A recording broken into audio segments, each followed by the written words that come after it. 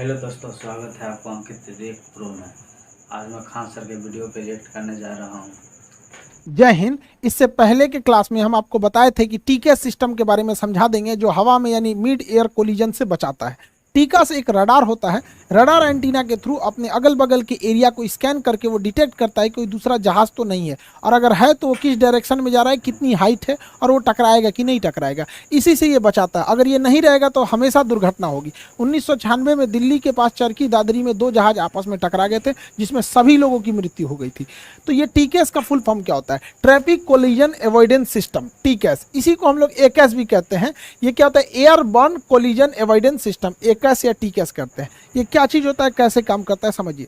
देखिए, जब दो जहाज आपस में एक पास से गुजरते हैं तो उनके बीच में कम से कम 1000 फीट की दूरी होनी चाहिए। 1000 फीट की दूरी होनी चाहिए।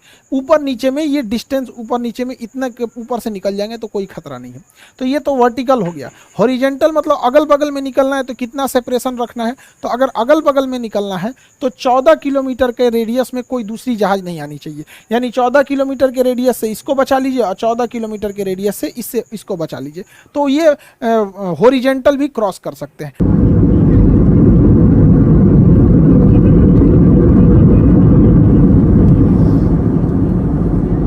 इस वीडियो में खान सर बता रहे हैं किस तरह से जहाज को रेडियस के द्वारा बचाया जाता है। इसी के बारे में बताया जा रहा है। इसी में दिखा भी रहे हैं, ऊपर से किस प्रकार से जा रहा है जहाज रेडियस के बचने के लिए।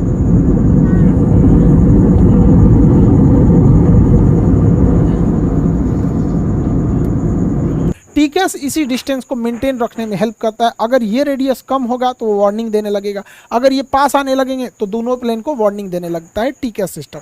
अब ये कैसे काम करता है उसको एक एक करके समझते हैं। टीकेएस का एंटीना जो होता है वो ये एस बैंड वेव को छोड़ता है। TKS antenna S band wave को छोड़ता है। इस पर लिखा होता है डू नॉट पेंट नहीं कीजिएगा वरना वेव ही नहीं निकल पाएगा इसको। ये ऊपर नीचे भी स्कैन करता है, इसलिए फ्यूजलार्ज के ऊपर और नीचे दो एंटीना लगाया जाता है। फ्यूजलार्ज जहाज के मेन हिस्सा को फ्यूजलार्ज कहते हैं, जिसमें पायलट और पूरे पैसेंजर बैठे रहते हैं। वो पूरा का पूरा हिस्सा हो गया फ्यूजलार्ज हो गया, और ये विंग्स हो गया, पीछे स्टेबलाइजर हो जाते हैं। पूरे जहाज में यही सिस्टम होता है। तो दो ठो लगे होते हैं, एक फ्यूजलार्ज के ऊपर जो ऊपर के एरिया को स्कैन करता है, एक फ्यूजलार्ज के नीचे जो नीचे के टोटल एरिया को स्कैन करते रहता है। ये अपने अगल बगल यानी हॉरिजेंटली ये 40 नॉटिकल मील के एरिया को स्कैन कर लेता है कि इस एरिया में कोई दूसरी जहाज तो नहीं है, और ऊपर नीचे 10,000 फीट के एरिया को स्कैन कर लेता है कि इस एरिया में कोई जहाज तो नहीं है। अगर रहेगा तो दोनों जहाज एक दूसरे को इन्फॉर्म कर देंगे कि कौन कितने डिस्टेंस पे है, किस डायरेक्शन में जा रहा है। टकराने की तो संभावना नहीं है। अगर हवा में दो जहाज पास आने लगते हैं, लगभग 40 नॉटिकल मील के एरिया में आ जाते हैं, यानी टीकेएस के रेंज में आ जाते हैं, तो टीकेएस में लगा कंप्यूटर ये गणना करता है कि ये दोनों जहाज कहाँ जाकर टकराएंगे। जिस पॉइंट पर इनके टकराने की संभावना होती है उस पॉइंट को क्लोजेस्ट पॉइंट ऑफ अप्रोच यानी CPA कहा जाता है। तो क्लोजेस्ट पॉइंट ऑफ अप्रोच से दूर रहना चाहिए, वरना ये वो जगह होता है जहां दोनों की टकराने की संभावना होती है, और कितने मिनट बाद टकरा जाएंगे ये कैलकुलेशन टीकेएस का कंप्यूटर कर देता है, और इसके बाद वो वार्निंग देने लगता है। अगर ये 40 नॉटिकल मील दूर है इंट्रूडर, दो जहाज आपस में एक दूसरे को इंट्रूडर कहते हैं, इसके लिए ये जहाज इंट्रूडर है और इस जहाज के लिए ये जहाज इंट्रूडर है, यानी आपस में टकरा सकते हैं। अगर डिस्टेंस ज़्यादा है कोई दिक्कत नहीं। अगर काफ़ी पास आ गया तो ट्रैफिक एडवाइजरी जारी की जाएगी, ओरल वार्निंग दिया जाएगा कि सावधान रहो दोनों पायलट। और अगर बहुत पास आ जाएगा तो रिवोल्यूशन एडवाइजरी जारी किया जाएगा, यानी एक को कहा जाएगा ऊपर जाओ, दूसरे को कहा जाएगा नीचे जाओ। यानी ट्रैफिक एडवाइजरी और रिवोल्यूशन एडवाइजरी ये दोनों कब होता है? अगर बहुत पास आ गया तो रिजोल्यूशन एडवाइजरी जारी की जाएगी, थोड़ा दूर है तो ट्रैफिक एडवाइजरी जारी की जाएगी। अब इसमें समझते हैं। देखिए, ये ट्रायंगुलर शेप है, ये जहाज है जिसके अंदर ये टीकेएस सिस्टम लगा हुआ है, और ये इसके लिए इंट्रूडर है। इंट्रूडर यहाँ डायमंड शेप में बना है, खोखला है, इसका मतलब ये 40 नॉटिकल मील से दूर है, यानी इससे डरने की कोई ज़रूरत नहीं है। खोखला डायमंड मतलब 40 नॉटिकल मील से दूर है। यहाँ प्लस साइन का मतलब होता है कि ये जहाज हाइट में भी ऊंचा पे है, दूरी भी है और हाइट भी ऊंचा है, इसलिए इससे घबराने की ज़रूरत नहीं है। लेकिन भाई उसको किधर जाना है इसको थोड़ी पता है, इसलिए उस पर ध्यान रखना भी ज़रूरी होता है यहाँ पर। अब देखिए, यहाँ पर ये इंट्रूडर जो है इसका तो जो डायमंड था वो पूरा भर गया, कलर्ड हो गया। कलर्ड हो गया इसका मतलब ये पास आ चुका है और 6 नॉटिकल मील के पास आ चुका है। यानी इस चुरा कुछ ना कुछ तांडव करने वाला है, इससे बचने की ज़रूरत है। और माइनस दिखा रहा है, इसका मतलब पास है लेकिन नीचे है, पास में आ चुका है लेकिन हाइट नीचे है। तो कोई ससुरा कोई ठीक है उठा दिया तो टकरा जाएगा नहीं यहाँ पे, इसलिए इस पर थोड़ा ध्यान रखा जाता है क्योंकि ये काफ़ी पास आ चुका है यहाँ पे 6 नॉटिकल मील। माइनस साइन ये दिखा रहा है कि वो हमसे नीचे है, हमसे नीचे है। अब अगर देखते हैं ले ससुराई तो एम्बर कलर का हो गया, यानी ऑरेंज और येलो का मिक्स, तो एम्बर कलर का हो गया। इसका मतलब ये 6 नॉटिकल मील से भी पास आ चुका है। अब इससे बहुत खतरा हो सकता है। ये 6 नॉटिकल मील के पास आ चुका है और इतना पास आ गया है कि अगले 45 सेकंड में ये हमारे पास आ सकता है, 45 सेकंड में हमारे पास आ सकता है।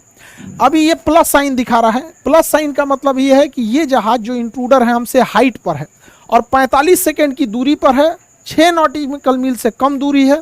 प्लस साइन ये दिखा रहा है कि अभी ये हाइट पे है, लेकिन दिक्कत ये क्या है कि इसमें एक नीचे की ओर तीर बना है, यानी हाइट पर है लेकिन उस ससुरा नीचे की ओर आ रहा है। इसका मतलब कोलिजन की संभावना बढ़ गई और यह कोलिजन 45 सेकंड के अंदर हो सकता है।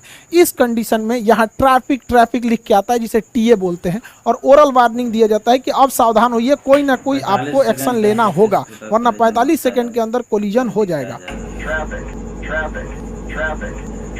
और अगर यही रेड कलर में कन्वर्ट हो गया, रेड कलर मतलब अब एकदम खतरनाक कंडीशन हो गया है। वो 6 नॉटिकल मील से भी एकदम पास आ चुका है और अगले 25 सेकंड में कोलिजन हो जाएगा। 25 सेकंड में कोलिजन हो जाएगा। अब एकदम रेडी रहिए। इस कंडीशन में टीका सिस्टम रेजोल्यूशन एडवाइजरी जारी करेगा, यानी अब आपको वार्न नहीं करेगा, आपको एक्शन लेने के लिए कहेगा। किसी एक को कहेगा ऊपर जाओ और दूसरे को कहेगा नीचे जाओ, एक को ऊपर एक को नीचे जाने को कहेगा। टीका सिस्टम अगर एक को कहता है कि तुम ऊपर जाओ तो ठीक इसी समय इसका टीका सिस्टम इसको कहता है नीचे जाओ। इसमें पायलट को कंफ्यूज होने की जरूरत नहीं रहती है, वरना अगर ऐसे रेडियो में बात करते भाई तू ऊपर जाओ तू नीचे जाओ, सोचा 25 सेकंड टाइम में दूसरे लड़ा लेगा अपना यहाँ पे। इसलिए डायरेक्ट ये इसको अगर बता दिया कि ऊपर जाओ तो कंफर्म इसका अपोजिट इसको बताएगा नीचे जाओ। जिसको बोलता है ऊपर जाओ उसके ऊपर इस टाइप का शेप बनता है। ये जो नेविगेशन डिस्प्ले है यहाँ पे तो वार्निंग देगा और ये प्राइमरी फ्लाइट डिस्प्ले पीएफडी इस पे जो बताता है इस शेप में बन जाएगा, यानी इसको क्लाइंब करना है, इसको क्लाइंब करना है। और जिसको नीचे जाना है उसमें इस शेप की आकृति बनेगी, यानी इसे डिसेंट करना है, डिसेंट नीचे जाना है।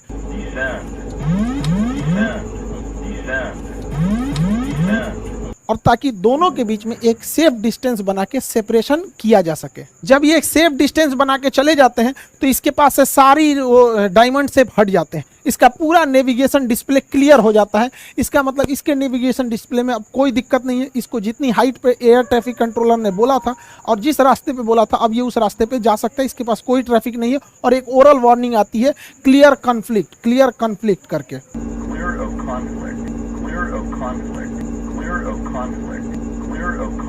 तो टीके 2 जहाजों को मिड एयर कोलिजन से बचाता है। बादलों के पीछे कभी कभी पहाड़ छुपे होते हैं, तो बादल के अंदर पायलट घुस जाता है, उसको लगता है कि नहीं हम तो क्रॉस कर जाएंगे, लेकिन पहाड़ पे जाके क्रॉस कहाँ से करें, लड़ जाएगा। ऐसे पीआईए की जहाज, पाकिस्तानी इंटरनेशनल एयरलाइन की जहाज जब काठमांडू एयरपोर्ट के पास स्टेप डिसेंड कर रही थी तो बादलों के बीच में पहाड़ था, उसी से वो टकरा गई थी। तो इस सिस्टम में भी काफ़ी हेल्प करता है।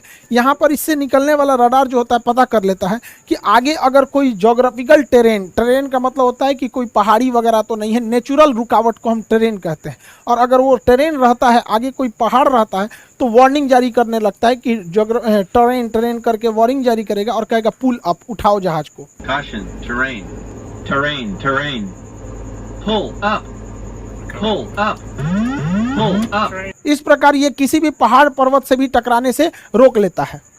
जब टीके सिस्टम नहीं था तो जहाज़ों में टकराने की संभावना बहुत थी, और ऐसा नहीं है कि पहले जहाज़ हवा में टकराए नहीं है, बहुत सारे जहाज़ टकराए, चाहे वो डीएचएल की जहाज़ हो या सेस्ना हो, पैसेंजर जहाज़ से टकरा गई, या भारत के चरखी दादरी यानी दिल्ली के पास जहाज़ टकरा गई। पहले क्या होता था कि पायलट के पास टीके सिस्टम नहीं होता था, तो जो एयर ट्रैफिक कंट्रोलर होता था एटीसी, इसके रडार में दिखता था कि 2 जहाज़ें आपस में पास तो आ गई हैं क्या। तब ये एगो को कहता था तुम ऊपर जाओ जी, तुम नीचे जाओ। अब इसी में देर हो जाता था, कौन ऊपर जाओ कौन नीचे जाओ, इसी में टकरा जाते थे। तो टीके सिस्टम का होना बहुत ज़रूरी है। 1996 में 12 नवंबर 1996 में दिल्ली के पास चरखी दादरी में 2 जहाज़ टकरा गए, और ये टकराया था कजाक एयरलाइंस के पायलट के बेवकूफ़ी की वजह से। वहाँ घोंचू था ससुराऊ। देखिए क्या है, दिल्ली एयरपोर्ट से एक जहाज उड़ान भरती है सऊदी एयरलाइंस, और ये उड़ान भरती है दिल्ली एयरपोर्ट से, और इसी समय दिल्ली एयरपोर्ट पे कजाकिस्तान से जहाज लैंड होने के लिए आ रहा होता है। उसका नंबर होता है कजाक एयरलाइन का 1907। तो ये दोनों आ रहे होते हैं। अब इसके लिए एयर ट्रैफिक कंट्रोलर जो था, एयर ट्रैफिक कंट्रोलर यहाँ बैठा होता है। ये सऊदी एयरलाइन से पूछा कि कितने, तुम 14,000 फीट पर बने रहना। तो सऊदी एयरलाइन को कहा कि 14,000 फीट पर बने रहना, तुम्हारे ऊपर से कजाक एयरलाइन जाएगी।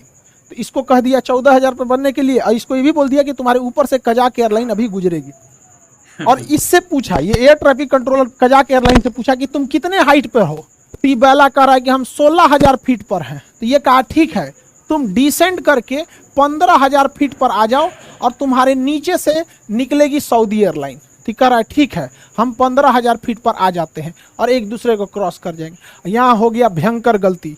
ये बैला 16,000 फीट पे था ही नहीं, ये बैला था 15,000 फीट पर पहले से। और इसको जब एटीसी ने कहा कि ठीक है तुम 16,000 पे हो तो एक काम करो 15,000 पे चलाओ, तो ये बैला 1,000 फीट घटा दिया। तो ससुरा 16 पे था नहीं, इसको लग रहा था कि 16,000 पे, इसका अंग्रेजी कमजोर था, ट्रांसलेट कर रहा था, डिक्शनरी लेके बैठा था, वही में बतिया रहा था धीरे धीरे करके। तो इस ससुरा 15,000 था, घटा के कर दिया 14,000 फीट। और जैसे 14,000 फीट किया, सऊदी एयरलाइन पहले से उड़ रही थी 14,000 फीट पे, दोनों में भीषण टक्कर हो गया, कोई नहीं बचा, मिड एयर कोलिजन हुआ था। पूरी चरकी दादरी, दिल्ली के पास ही जगह है दादरी, वहाँ लाश गिर रहे थे सब, किसी के घर पे, मकान पे, किसी का कटा हुआ हाथ, जला हुआ शरीर। इतना बेवकूफ़ी घोंचू पायलट के चक्कर में था ससुरा 15,000 पे, करा 16,000 पे। तो ऐसी गलती ना हो, अगर टिकट सिस्टम रहता तो इसे रोक लेता। एक और गलती हुई थी यहाँ दिल्ली एयरपोर्ट पर। उस समय दिल्ली एयरपोर्ट पर प्राइमरी रडार हुआ करते थे। प्राइमरी रडार इस शेप में होता है और ये केवल जहाज के पोजीशन को बता देता है यहाँ जहाज है, ये नहीं बता पाता है कि जहाज कितनी हाइट पर है।